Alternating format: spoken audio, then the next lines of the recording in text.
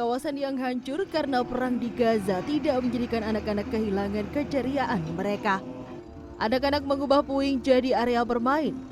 Potongan logam dan sisa material menjadi areal bermain mereka. Tak ada ruang bermain yang ceria dan taman-taman hijau cantik yang menemani hari-hari anak-anak di Gaza. Perserikatan Bangsa-Bangsa menegaskan perang dan hidup di pengungsian memberikan dampak yang mendalam bagi anak-anak korban perang. Meskipun sudah ada kesepakatan perang antara Hamas dan Israel, pelanggaran terjadi. Operasi militer Israel dilaporkan masih berlanjut di beberapa wilayah. Otoritas Kesehatan Palestina melaporkan lebih dari 70.000 korban tewas dan sekitar 171.000 luka-luka sejak Oktober tahun 2023. Korban terbesar adalah perempuan dan anak-anak.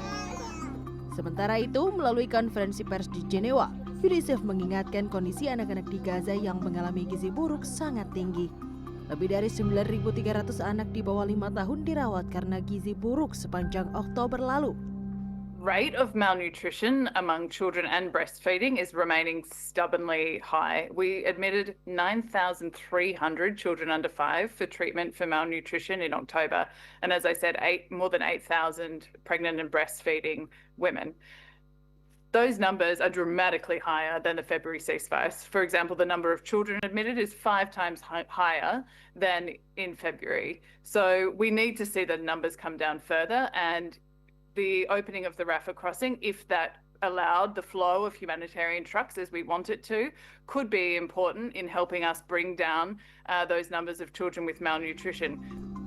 Palang Merah dan otoritas kesehatan setempat menunjukkan gambar mengenai dampak fatal gizi buruk. Menurut Kementerian Kesehatan Palestina, setidaknya 165 anak telah meninggal sejak Oktober 2023 karena masalah terkait gizi. Meski volume bantuan meningkat setelah gencatan senjata, UNICEF menilai jumlahnya masih jauh dari cukup. UNICEF menyebut situasi harga pangan juga memberatkan masyarakat. Harga sayur dan buah juga masih tinggi. Apalagi produk hewani seperti daging dan susu masih sangat mahal.